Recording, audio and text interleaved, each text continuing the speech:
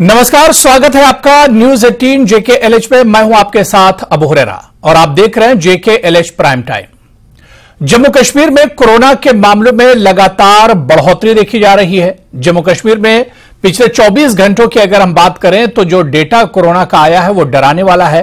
Corona के 90 से अधिक मामले दर्ज हुए पिछले 24 घंटों में। इसके साथ ही अभी तक जो संक्रमित मरीजों की अगर संख्या की बात की जाए तो वो जम्मू कश्मीर यानी यूटी में 300 के पार हो गई है।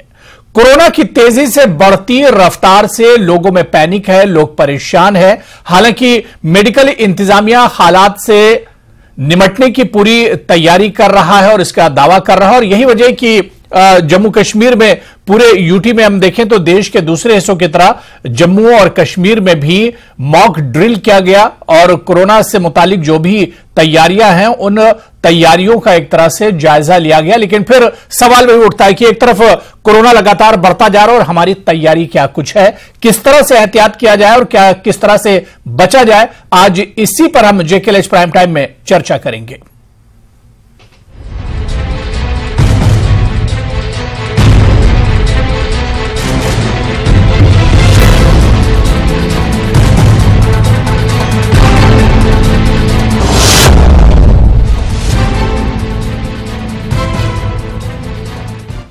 तो देश में कोरोना ने एक बार फिर खतरे की घंटी बजा दी है और देश के साथ ही साथ अगर हम बात करें जम्मू कश्मीर की तो जम्मू कश्मीर और हिमाचल में भी कोरोना की तादाद लगातार हर रोज बढ़ती जा रही है। तो कोरोना ने खतरे की घंटी बजाई है, लेकिन हमारी तैयारी आखिर क्या कुछ है, इसी पर हम JKLH प्राइम टाइम में चर्चा करेंगे। बहुत खास मेहमान मेरे साथ जुड़ रहे हैं। बहुत जल्दी अपने मेहमानों का आपसे इंट्रोडक्शन करा देता हूं। इस वक्त टीवी स्क्रीन पर दो खास मेहमान मेरे साथ जुड़े हुए हैं। डॉक्टर नरेश चावला जी जो कि वाइस प्रेसिडेंट हैं दिल्ली मेडिकल काउंसिल के, मेरे साथ जुड़े हुए हैं। डॉक्टर प्रवीण योगराज जी हैं जो कि मेडिकल सुपरिटेंडेंट हैं गवर्नमेंट हॉस्पिटल जम्मू से, वो भी इस डिबेट का हिस्सा है। कुछ देर में हमारे साथ कुछ और खास मेहमान इस चर्चा में जुड़ेंगे। डॉक्टर नरेश चावला जी और डॉक्टर प्रवीण योगराज जी दोनों का बहुत स्वागत है JKLH प्राइम टाइम में। मैं सबसे पहले डॉक्टर नरेश चावला जी आपसे शुरुआत करना चाहूंगा। सर, कोरोना जब से शुरू हुआ है लगातार आप हमारे साथ जुड़ते रहे हैं, किस तरह से इससे बचा जाए, क्या कुछ एहतियात किया जाए, क्या कुछ प्रिकॉशन लिया जाए, इस पे लगातार सर आप हमें बताते रहे हमारे दर्शकों को। सर, एक बार फिर हम देख रहे हैं कि 3 कोरोना के वेव्स हम देख चुके हैं, लहरें देख चुके हैं और एक बार सर फिर से कोरोना का खतरा बढ़ रहा है। क्या कुछ कहेंगे चावला जी? देखिए अबू, मैं कुछ जमीनी सच्चाइयों से आपकी ऑडियंस को, आपके व्यूअर्स को अवगत करा दूं इसमें, क्योंकि लोग बागना मेंटली प्रिपेयर्ड से नहीं है। जब आज से 3 हफ्ते पहले जब मीडिया ने दोबारा से एक्सपोजर शुरू किया तो मैं भी काफी प्रोग्राम दे चुका हूं। लोग पूछते हैं डॉक्टर साहब ये क्या है और ये कब खत्म होगा, तो मैं उनको बता दूं पहली बात जो कि हमने डेल्टा वेव देखी थी 2021 के मई अप्रैल में जब बहुत तबाही फैली थी, तो आज लोग पूछते हैं डॉक्टर साहब ये दोबारा होने वाला है क्या? तो उन सब जो कंट्रोवर्सीज को उनको मैं रेस्ट करते हुए जो अभी तक का कोरोना हम देख रहे हैं वो स्ट्रेन XBB 1.16 है, जो कि अभी तक कुल मिला के कहा जाएगा कि डिप्लीटिंग या मारधाड़ करने वाली नहीं है। लेकिन फिर भी हम डरते हैं, वो अपनी एहतियात को अच्छा रखते हैं, क्योंकि जब वायरस ग्रो करता है या वायरस तो म्यूटेट भी करता है, कब ये जो ना खराब है ये कब खराब बन जाएगी किसी को पता नहीं चलेगा।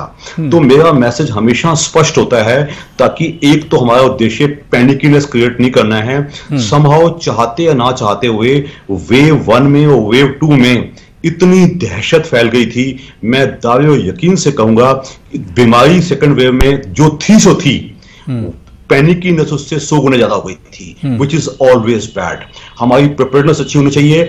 अब हम कोरोना के डील करने में समझदार भी हो गए हैं, प्रिपेयर्ड भी हो गए हैं, अब में अकल भी ज्यादा है और हम डायग्नोसिस जल्दी करते हैं और हम ट्रीटमेंट भी अच्छे करते हैं। तो इसलिए मैं हमेशा एक ही बात कहता हूं कि जो एबल बॉडीड हों, चाहे वो जम्मू एंड कश्मीर में हों या हिंदुस्तान के किसी कोने में भी हों, उनको बहुत ज्यादा डरने की जरूरत नहीं है। सिर्फ 3 सब कैटेगरीज हैं, एक 5 साल से कम के बच्चे, एक प्रेग्नेंट मदर्स और एक जो सबसे बड़ा वर्ग है, जो सबसे डेंजरस हो सकता है, रिस्क हो सकता है, वल्नरेबल हो सकता है, वो है 60 से 60 ऊपर का ग्रुप, ईयर्स वाला ग्रुप, और जिसमें कोई कोमॉर्बिडिटीज हैं। आज भी हम जमीनी सच्चाई है कि हम क्लिनिक्स में जो पेशेंट देख रहे हैं, हम अगर 60-65-70 का कोई केस देखते हैं, हमें लगता है कि उसको कोई क्रोनिक पल्मोनरी डिसीज है, कोई लंग डिसीज है, कोई किडनी डिसीज है, कोई हार्ट फेलियर है, कोई लिवर डिसीज है, कोई ऑर्गन ट्रांसप्लांट है, कोई HIV है, और सबसे बड़ी कैटेगरी है किसी भी उम्र की हो जिसको कोई इम्यून कॉम्प्रोमाइज दवाइयां चल रही। ऐसे लोगों को हम पहले दिन से ही आंखें मल के देखना पड़ेगा, उनका पहले दिन ही RT-PCR टेस्ट हो जाना चाहिए, और उनको स्पेशल केयर, चाहे वो घर पे हो चाहे वो हॉस्पिटलाइज में हो, उनको मिलने चाहिए। जितनी भी हम हताशाएं देख रहे हैं, मौतें हो रही हैं, ये वही केसेस हैं जो हैं। तो इसलिए स्पष्ट ऐलान कि आप अपना बचाव करिएगा। आज भी चाहे हिंदुस्तान का कोई भी कोना हो, लोग आज भी कोरोना एप्रोप्रिएट बिहेवियर फॉलो नहीं कर रहे। लोग डरते जरूर हैं लेकिन करते फिर भी कुछ नहीं है। तो इन लोगों को मेरा खुलेआम ऐलान है कि आप कोरोना प्रोटोकॉल फॉलो कीजिएगा, मास्क पहनिएगा, भीड़ भाड़ पैदा मत कीजिएगा। हिंदुस्तान में त्योहार ज्यादा ही होते हैं, कभी कुछ उनमें भीड़ भाड़ ना करिएगा। सोशल डिस्टेंसिंग का पालन कीजिएगा, और अपना हैंड सैनिटाइज या वॉश कीजिएगा, और अपना एक एवरेज बैलेंस डाइट खाइएगा। तो चाहे कोरोना हो चाहे कोई भी हो, हमें डरने की जरूरत नहीं है। मत भूलिए अबू, कोरोना के अलावा आजकल ये इन्फ्लुएंजा H3N2 भी चल रहा है, इन्फ्लुएंजा H1N1 भी चल रहा है, इन्फ्लुएंजा B भी चल रहा है। और हमारे देश में भगवान की दया से पोल्यूशन तो 24 घंटे into 365 चलता ही चलता है। एक मास्क का इस्तेमाल और सब तकलीफों से इजाद, अगर हम ये नारा या स्लोगन आपके चैनल के थ्रू व्यूअर्स को बता दें, तो मैं क़यामत पे कहता हूं तकलीफ काफी कम हो जाएगी। बहुत अच्छी बात डॉक्टर चावला जी आपने कही कि एक मास्क का इस्तेमाल और तमाम परेशानियों से छुटकारा मिल जाएगा। बिल्कुल हम चर्चा को आगे बढ़ाएंगे। इस वक्त मेरे साथ एक और खास मेहमान डॉक्टर विजय रैना जी हैं, जो कि सुपरिटेंडेंट हैं गवर्नमेंट हॉस्पिटल सरवाल जम्मू से हमारे साथ जुड़े हुए हैं। डॉक्टर विजय रैना जी, सर आपका भी बहुत स्वागत है JKLH प्राइम टाइम में। मैं डॉक्टर प्रवीण योगराज जी आपके पास आना चाहूंगा। जिस तरह से बहुत डिटेल में डॉक्टर नरेश चावला जी ने तमाम चीजें बताई कोविड से लेकर, और जो नई मुसीबत जो अब उठ रही है, सर जिस सब वेरिएंट XBB 1.16 की बात हो रही, जिसके बारे में डॉक्टर नरेश चावला जी ने बताया, क्या कुछ इसके सिम्टम्स हो सकते हैं? क्या जो पहले जो वेरिएंट होते थे उससे ये कुछ अलग है या ये उसी तरह का है? क्या कुछ इसके बारे में हमारे दर्शकों को आप बताएंगे? Sir am I audible? मैं सुनाई दे रहा सर? जी यस सर। सर जैसे डॉक्टर चावला ने बताया, जो नया वेरिएंट जो आया है XBB 1.16, ये ओमिक्रॉन वेरिएंट का ही एक सब वेरिएंट है, सब टाइप है। तो ये जो सब टाइप है, इसका डिफरेंस पता नहीं चल पा रहा है कि वेदर पेशेंट को अगर कॉमन कोल्ड है या फ्लू है, सिम्टम्स वैसे ही हैं। तो सबसे प्लस पॉइंट ये है कि हमने अभी तक जो वेरिएंट के XBB के पेशेंट्स को रेस्पिरेटरी डिस्ट्रेस या वेंटिलेटर पे जाते देखा नहीं है। तो इसका मतलब है ये माइल्ड टाइप ऑफ वेरिएंट है। इसी को मद्देनजर रखते हुए हमने गांधीनगर हॉस्पिटल में, जब ये 25 मार्च को गवर्नमेंट ऑफ इंडिया ने ये मॉक ड्रिल अनाउंस की थी और प्रिपेयर्डनेस के लिए बोला था सारी स्टेट्स को, हमने भी अपने गांधीनगर हॉस्पिटल में पिछले 7 दिन से एक सेपरेट फ्लू OPD स्टार्ट की है। तो जो भी पेशेंट रजिस्ट्रेशन काउंटर पे जाता है, अगर उसको फ्लू के सिम्टम्स हैं तो वो सीधा फ्लू OPD में जाता है। तो फ्लू OPD में पेशेंट फ्लू का भी हो सकता है, कोविड का भी हो सकता है, और अभी जो इन्फ्लुएंजा है H3N1 या H1N1 ये भी हो सकता है। तो उन सब पेशेंट्स का हम लोग टेस्टिंग कर रहे हैं, बोथ RT-PCR और रैट, बोथ टेस्ट हो रहे हैं इन द रेशियो ऑफ 80:20। सो उस पेशेंट उसी तरह, उसी जो हमारे टेस्टिंग हो रही है, उसी में से हमारे पेशेंट निकल के आ रहे हैं जो पॉजिटिव। लेकिन प्लस पॉइंट यही है, कोई भी पेशेंट ऐसा नहीं आया जिसको कि हमें एडमिशन करने की जरूरत पड़ती है। तो वहीं पे patient most likely mild symptoms से होम आइसोलेशन पे ही रहता है। बट सिंस क्योंकि ये नया वेरिएंट है, अभी इसके बारे में हमें फ्यूचर पता नहीं है, इसलिए हम लोगों ने मास्क पहनना बहुत ही जरूरी है। क्योंकि ये मास्क हमें सिर्फ कोरोना से नहीं बचाएगा, ये हमें जो और वेरिएंट है हमें फ्लू से भी बचाएगा, एलर्जी से भी बचाएगा, जो पल्मोनरी डिजीज लाइक ट्यूबरक्लोसिस है वो भी बचाएगा। क्योंकि हमने देखा कि जो हमारी अल्फा वेव थी, फर्स्ट वेव, सेकंड वेव, जब डेल्टा का कहर जारी था, और थर्ड ओमिक्रॉन वेव में मास्क पहनने की वजह से ट्यूबरक्लोसिस का इंसिडेंस भी कम हो गया। सो हमें मास्क और काफी बीमारियों से बचा रहा है, सिर्फ कोविड से ही नहीं। सो मास्क आज सबके लिए अनिवार्य है। जहां भी भीड़ भाड़ के इलाके में जाएं, शॉपिंग मॉल में जाएं, ट्रैवलिंग करें, तो मास्क जरूर पहनना चाहिए। सो ये मैं आपको बता रहा हूं, ये था XBB 1.16 वेरिएंट। बिल्कुल बिल्कुल। यानी जो विनिंग फॉर्मूला इससे पहले हम लोगों ने अपनाया था, वही फॉर्मूला बार बार डॉक्टर्स और एक्सपर्ट्स बता रहे हैं कि उसी फॉर्मूले पर अगर हम चलेंगे, मास्क का इस्तेमाल कीजिए, सोशल डिस्टेंसिंग का ख्याल रखिए, भीड़ भाड़ वाले इलाकों में मत जाइए, तभी हम एक तरह से कोरोना से लड़ सकते हैं। मैं डॉक्टर विजय रैना जी आपके पास आना चाहूंगा। सर, जम्मू कश्मीर की खासतौर से बात करते हैं, हम देखते हैं कि जम्मू में भी, और खासतौर से वैली की हम बात करते हैं कश्मीर की, तो यहां पर केसेस तेजी से सर बढ़ रहे हैं। इसकी बड़ी वजह क्या कुछ हो सकती है? क्या मौसम एक बड़ी वजह इसकी वजह से हो सकता है, क्योंकि कश्मीर में अभी भी बर्फबारी हो रही है? नमस्कार। बिल्कुल आप ये समझ सकते हैं, मैं एग्री करता हूं जो मेरे दो को पहले ऐसे उन्होंने बात की है। आजकल जो मौसम कश्मीर का है थोड़ा चेंज हो रहा है, क्योंकि वो विंटर से स्प्रिंग में आ रहा है, तो change of season always is एक पॉजिटिव पॉइंट बनता है चीजों के लिए, बीमारियों के लिए। बट जो आप कह रहे हो कोरोना, जो कोविड की बात कर रहे हो, मुझे नहीं लगता इतना पैनिक होने की जरूरत है अभी। हाँ, जो it is in the society, it is in the atmosphere, हवा में है, लोग इसका इफेक्ट हो रहे हैं। बट मैं अपने हॉस्पिटल की बात करूं तो हमारे हॉस्पिटल में हम ओपीडीज का 1%, जैसे डॉक्टर परवीन सर ने बताया कि हम ओपीडीज का 1% हम भी कर रहे हैं चला, बट इतना पॉजिटिविटी रेट नहीं है जितना हम जो हमें दिख रहा है। जो शुड बी पॉजिटिव, उसके सिम्टम्स है, पर उतने पॉजिटिव रेट दिखना है। तो we should not be panic at this stage and we should not create the panic state सब में। बट हाँ, जो चीजें अवेलेबल, जो चीजें हैं, जो चीजें हम फॉलो करते रहे 2 साल से, हमने ये सीखा है कि हमें कोविड से कैसे बचना है, and we are all immunized है, वैक्सीनेटेड है, तो हमें इतना डर की जरूरत नहीं। हाँ, जो कोविड अप्रोप्रिएट बिहेवियर्स है उसको फॉलो करना बहुत जरूरी है।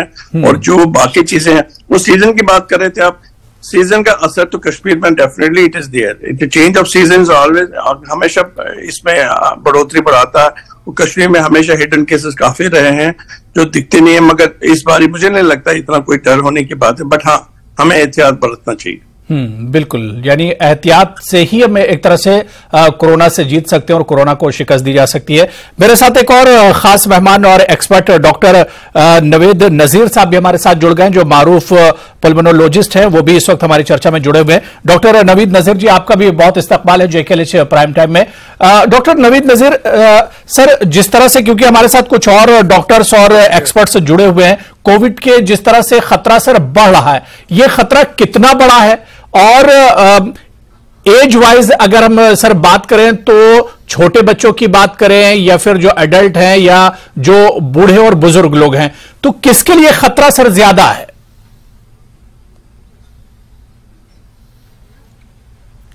देखिए, कोविड जो है ये अब हमारी जिंदगी का जुज बन चुका है। ये कोविड वायरस हमेशा हमारे साथ ही रहेगा और आगे भी चलता रहेगा, और ये एक सॉर्ट ऑफ एंडेमिक डिजीज अब बन गई है, क्योंकि इसके हम आगे भी देखते रहेंगे कि इसमें बीच बीच में ये स्पाइक्स होते रहेंगे, कभी केसेस बढ़ेंगे, कभी कम होंगे।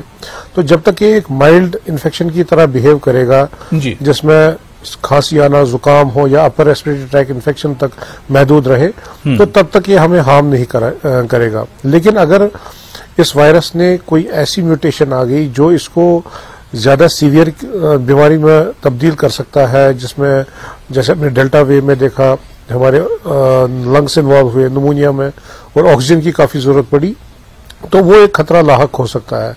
लेकिन अगर हम पिछले वेव की बात करें, जैसे हमारी 3rd वेव ओमिक्रॉन की वेव आई थी, तो उसमें ज्यादातर हमने देखा था कि हालांकि इन्फेक्टिविटी बहुत ज्यादा थी, केसेस बहुत ज्यादा बड़े थे। हमारे अगर यूटी की बात करें तो करीब 6000 तक हमारे पर डे केसेस डिटेक्ट होना शुरू हो गए थे, लेकिन सीवियरिटी कम थी, हॉस्पिटलाइजेशन कम थी, जिसकी वजह से हमने देखा कि मोर्टेलिटी बहुत कम थी।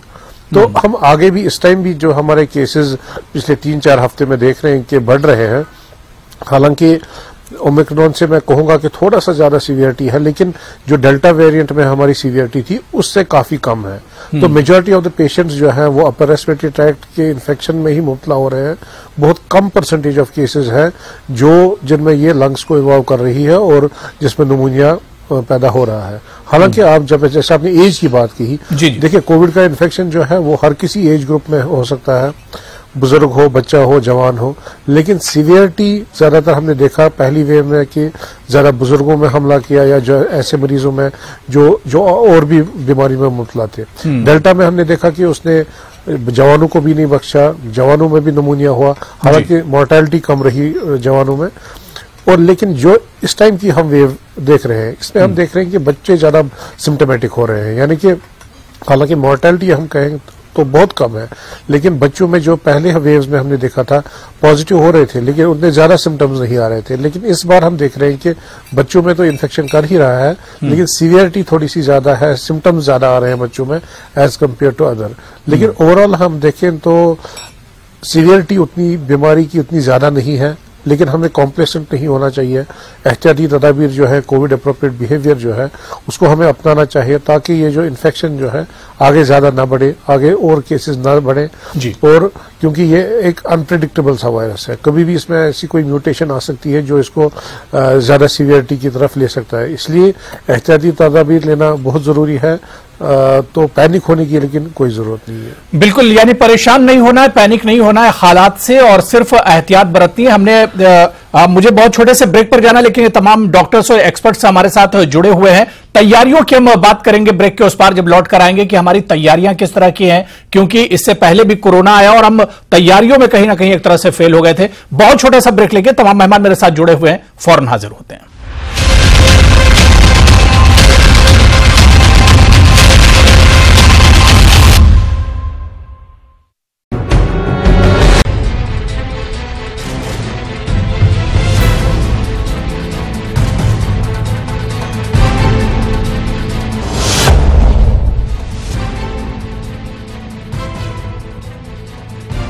तो कोरोना का खतरा एक बार फिर से लगातार बढ़ रहा है और पूरे देश में कोरोना के केसेस में लगातार हम बढ़ोतरी देख रहे हैं। एक बड़ी उछाल देखने में आ रही है। जम्मू कश्मीर और हिमाचल में भी कोरोना के केसेस में लगातार बढ़ोतरी हो रही है और आज इसी पर हम चर्चा कर रहे हैं कि किस तरह से कोरोना को हराया जाए और कोरोना से बचा जा सके। हमारे साथ कुछ डॉक्टर्स और एक्सपर्ट्स चर्चा में जुड़े हुए हैं। मैं ब्रेक के बाद डॉक्टर परवीन योगराज जी आपके पास आना चाहूंगा। सर, आप मेडिकल गवर्नमेंट हॉस्पिटल से जुड़े हुए हैं। सर, तैयारियों की अगर हम बात करें, क्योंकि जो शहरी इलाके हैं वहां पर तो हम देखते हैं कि तैयारियां होती हैं और वहां पर इंतजामात होते हैं, लेकिन जो रूरल एरियाज होते हैं, देही जो इलाके होते हैं, गांव देहात के, वहां पर इससे निपटने के लिए किस तरह की तैयारियां की जाती हैं? मैं आपको बताऊंगा कि मैं एक मेडिकल सुपरिटेंडेंट हूं। हमारा सबसे बड़ा हेल्थ का डिस्ट्रिक्ट हॉस्पिटल है जम्मू का जी। तो हमारे हॉस्पिटल की पहले मैं आपको तैयारियां बताऊं हमने क्या किया है जी। एक तो हमने जब ये नेशनल वाइड प्रिपेयर्डनेस स्टार्ट की गई तो पहला स्टेप तो यही था कि हमारे सारे हॉस्पिटल के स्टाफ को हमने मास्क अनिवार्य कर दिया। तो सारा स्टाफ जो ड्यूटी पे है हॉस्पिटल में उनको मास्क पहनना है, बिकॉज अल्टीमेटली हमारा स्टाफ ही बीमार हो जाएगा, हम काम कैसे करेंगे। दूसरा स्टेप हमने क्या किया कि हमने एक फ्लू ओपीडी स्टार्ट कर दी, क्योंकि यूनिवर्सल टेस्टिंग पॉसिबल नहीं है। हमने फ्लू ओपीडी के जो पेशेंट्स आते हैं अराउंड 35 to 40 हमारे ओपीडी में, उनको उन्हीं की हम टेस्टिंग कर रहे हैं, तो वहीं से हमें पेशेंट डिटेक्ट हो रहे हैं। फिर तीसरा हमने क्या किया कि एक हमने मॉक ड्रिल की अभी 10 तारीख को। मॉक ड्रिल में हमारे 5 ऑक्सीजन जनरेशन प्लांट्स थे। सबसे प्लस पॉइंट ये बताऊंगा, पूरे जम्मू कश्मीर में एक इवन एसडीएच लेवल पे भी ऑक्सीजन जनरेशन प्लांट्स अवेलेबल है। ईसीआरबी के तहत हमारे कोविड के दौरान सब जगह ऑक्सीजन जनरेशन प्लांट्स बने हुए हैं। सिमिलरली हमारे हॉस्पिटल में भी 5 ऑक्सीजन जनरेशन प्लांट्स जो 2200 एलपीएम के अवेलेबल थे, उनकी हमने टेस्टिंग की। तो जो हमारी नॉर्मल इस वक्त रिक्वायरमेंट है 400-500 एलपीएम ही है, लेकिन हमारी जो कैपेसिटी है वो 2200 तक हम यूज कर सकते हैं इन केस जरूरत पड़े, वो हमारे फंक्शनिंग स्टेटस में नजर आए। इसके अलावा हमने और चीज देखा, हमने आइसोलेशन वार्ड स्पेशली डेडिकेट किया। इन केस पेंडेमिक होता है तो हमने डेडिकेट किया आइसोलेटेड ऑक्सीजन सपोर्टेड बेड्स है, उसमें 8 बेड्स है जो ऑक्सीजन सपोर्टेड है इन केस ऑफ दैट। और हमारे पास आईसीयू भी है, तो आईसीयू भी हमारा पूरी तरह तैयार है 8 बेड्स के साथ। और इसके अलावा हम लोगों ने क्या किया, हमारे पास जो इक्विपमेंट्स थे, जैसे हमारे पास 29 वेंटिलेटर्स हैं, हमने वो चेक किया, all were in working condition. Oxygen concentrators थे हमारे पास 65 इन द हॉस्पिटल, वो हमने देखे वो सारे ठीक कंडीशन में थे। सिमिलर नेबुलाइजर्स अराउंड 38 थे इस हॉस्पिटल में, वो भी were in working condition. Similarly जो हमारे जो ऑक्सीजन सिलेंडर्स थे अराउंड 450, ऑल दो उनकी जरूरत नहीं है क्योंकि अब सेंट्रल ऑक्सीजन सप्लाई है because of thanks to this PM Cares this oxygen generation plants. तो पीएम केयर्स वेंटिलेटर्स भी आए हैं और पीएस से ऑक्सीजन जनरेशन प्लांट्स हमारे पूरे बिल्कुल, यानी जो सुविधाएं और जो जरूरी चीजें हैं वो एक तरह से आप लोग उस पर बिल्कुल उसके लिए तैयार हैं जिस तरह की भी सिचुएशन होती है। बिल्कुल, मैं डॉक्टर जी जी जी जी जी बात हमारे हॉस्पिटल में जो सुविधाएं हैं वो सारे यूटी में हर हॉस्पिटल में है। जी सर बहुत अच्छा। मैं डॉक्टर विजय रैना जी आपके पास आना चाहूंगा। सर किस तरह से अभी जो हमने देखा 2 दिन तक मॉक ड्रिल चला डिफरेंट हॉस्पिटल्स में, चाहे वो प्राइवेट हॉस्पिटल्स हो या गवर्नमेंट हॉस्पिटल, इस मॉक ड्रिल से क्या कुछ सीखने को मिला? क्योंकि पहले हमने देखा था बहुत सी गलतियां हुई थी और तैयारी नहीं थी अचानक जब कोरोना आया, तो इस बार कितनी तैयारी है सर? सर बिल्कुल, हमारे जो मॉक ड्रिल से जो सुस्तीपन था वो खत्म हो गया, लोग थोड़ा जाग गए हैं और हमारा स्टाफ भी थोड़ा सा अवेयर हो गया कि नहीं कुछ हमें शायद फिर से वैसे ही हमें अपने have to pull our socks, तो हमें कुछ काम करना पड़ेगा। तो सारे तैयार हैं हम लोग। जैसे आप बताया मॉक ड्रिल ने एक हमारे थोड़ा सा एक वाइब्रेशन लाई, सारे स्टाफ है, सारे सिस्टम में। इनफैक्ट जो लोग ये देख रहे हैं उनको भी लग रहा कि शायद वैसे हालत ना हो जाए, तो कुछ ना कुछ तो हवा में गई है, बात गई है कि नहीं हमें we have to follow the जो सोशल नॉर्म्स है वो फॉलो करने पड़े, कोड एप्रोप्रिएट बिहेवियर। और हम लोग तो जैसे परवीन सर ने कहा तैयारी हम सब लोग तैयार है, हम लोग बिल्कुल रेडी है। और पेरिफेरल हॉस्पिटल्स की बात आप पूछ रहे थे सर से, पेरिफेरल हॉस्पिटल में जो कोविड हॉस्पिटल ने डिक्लेयर कर दिए हैं वो लोग सारे अब तैयार है, उन्होंने अपनी प्रिपरेटर्स दिखा दी है। तो और अपनी जो सर हम देखते हैं कि सर परेशानी गांव देहात में ज्यादा आती है, शहरों में तो उससे एक तरह से निपट लिया जाता है, लेकिन गांव देहात में परेशानी होती है। नहीं सर, गांव में जितने भी जैसे सब डिस्ट्रिक्ट हॉस्पिटल्स हैं, पीएचसी, जिनमें इन्होंने ऑक्सीजन प्लांट्स लगाए हैं, यहाँ जहां पर मनीफोल्ड ऑक्सीजन मनीफोल्ड जो चैनल्स हैं वो लगा दिए हैं, वहां पर सर आज के दिन में, आज के डेट में हर सुविधा अवेलेबल है वहां पर भी। हाँ, अगर वहां से शिफ्ट करने पड़े, हम लोग यहाँ तैयार है लेने के लिए वो पेशेंट्स। मतलब हम लोग उस सेकंड लेवल पर आते हैं। फर्स्ट लेवल पर अगर वो पेशेंट को हैंडल करते हैं, अगर नहीं होता उनसे, then we are here ready to accept those patients जिनको टर्शियरी लेवल का किया अच्छी। तो बिल्कुल चाहे शहर हो या देहात, हर जगह पर एक तरह से तैयारी है और किसी भी चैलेंज से एक तरह से निपटा जा सकता है। मैं डॉक्टर नवेद नजीर जी आपके पास आना चाहूंगा। सर जितनी तेजी से इस बार कोरोना के केसेस बढ़ रहे हैं कि अब आप देखिए कि एक हफ्ते के अंदर सिर्फ जम्मू कश्मीर की अगर हम बात करें तो 300 से ज्यादा एक्टिव केसेस हैं। ऐसे में लोगों में एक डर बढ़ता जा रहा है कि क्या फिर से पहले जैसे हालात तो देखने को नहीं मिलेंगे।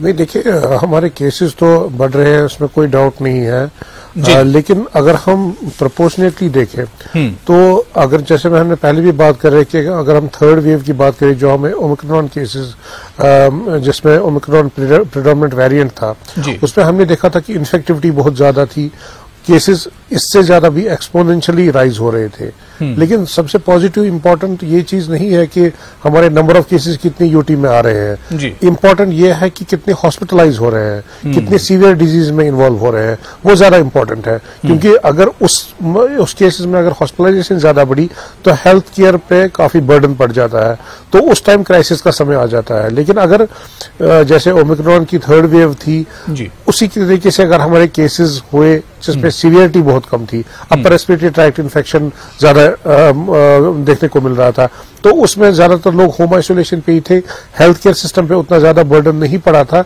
जिसकी वजह से वो धीरे धीरे जितनी तेजी से वो उतने केसेस बढ़े, उतनी तेजी से ही वो कम होते रहे और हम उस वेव से छुटकारा पा गए विदाउट एनी ग्रॉस मोर्टेलिटी। तो इस बार भी हम ऐसे ही देख रहे हैं कि हालांकि हमारे केसेस तो काफी मतलब बढ़ रहे हैं जी, उतने भी ज्यादा नहीं है जितने कि हम अलार्म की घंटी बजाएं इतनी जल्दी, लेकिन केसेस बढ़ रहे हैं। लेकिन एक पॉजिटिव चीज हम इस बार भी देख रहे हैं कि हॉस्पिटलाइजेशन बहुत मिनिमम है। बिल्कुल, जब अस्पतालों में एडमिशन इतने ज्यादा नहीं हो रहे। बिल्कुल, मैं डॉक्टर नरेश चावला जी एक लास्ट कमेंट आपसे, समय की कमी है, बड़ी अच्छी बातचीत हो रही है, हमारे दर्शकों को भी बड़ी अच्छी जानकारी मिल रही है आप लोगों से।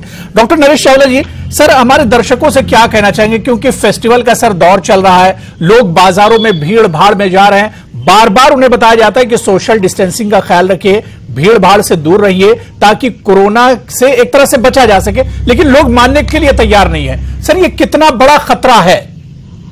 देखिए, मैं दोबारा बता दूं, मेरे तीनों कोऑपरेट्स डॉक्टर परवेश, डॉक्टर विजय और डॉक्टर निधि ने स्पष्ट बताया है it is not bad at all. और प्लस मैं तो चाहूंगा कि गवर्नमेंट लेवल पे, नेशनल लेवल पे थोड़ा सा पॉलिसी चेंज चाहिए। आज की तारीख में मरीज पूछते हैं डॉक्टर साहब मैं कितने दिन घर बैठूंगा अगर मैं पॉजिटिव आ भी गया, तो कोई पॉलिसी बहुत क्लियर नहीं है। तो बट जो ये वेरिएंट आया it is not bad at all. तो हमें आई थिंक नेशनल लेवल पे एक ऐसा गाइडलाइंस चाहिए जो हमारा आईसीएमआर देगा हमें कि कितना अब शोर मचाया जाए। लेकिन अभी तक की स्थिति यह है, हमें एहतियात ज्यादा चाहिए। प्रिपेयर्डनेस नो डाउट J&K में भी अच्छी है, बाकी सब स्टेट्स में मॉक ड्रिल की जा रही है, but till now not bad at all. Only follow the corona protocol. Corona आप सिर्फ मास्क लगाइएगा, आप सब तकलीफ से बच जाएंगी। भीड़ भाड़ में देख रहा हूं रोज जुलूस होते हैं इधर दाएं, रिलीजियस, पॉलिटिकल, ये सब इनके लिए गाइडलाइंस होनी चाहिए। जैसे मॉल्स में, जैसे मेट्रोज में, ट्रेन में, क्लोज स्पेसेस में मास्क का इस्तेमाल। मतलब सर एक बार फिर से सख्ती होना चाहिए, जो सख्ती पहले हमने देखी थी कोरोना गाइडलाइंस को लेकर।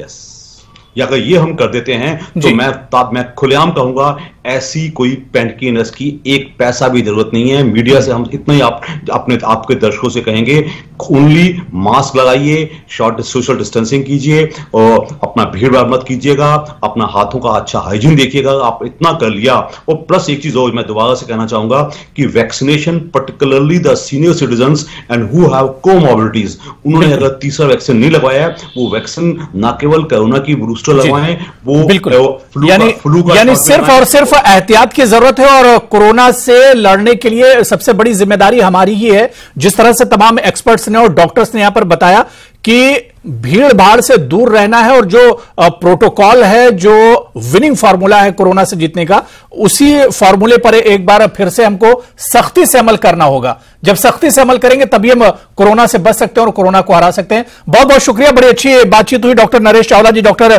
प्रवीण योगराज जी, डॉक्टर विजय रैना साहब और डॉक्टर नवेद नसीर जी, सभी का बहुत बहुत शुक्रिया हमारे साथ इस चर्चा में जुड़ने के लिए। नमस्कार।